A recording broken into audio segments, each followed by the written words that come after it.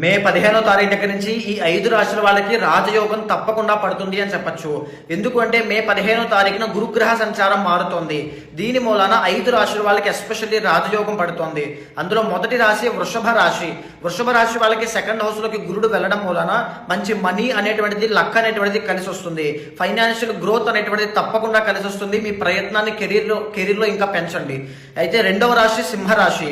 11th house లోకి గురుగ్రహ సంచారం రావడం మూలాన మ్యారేజ్ కోసం ఎదురు చూస్తున్న వాళ్ళకి ఖచ్చితంగా శుభవార్తలు వింటారు.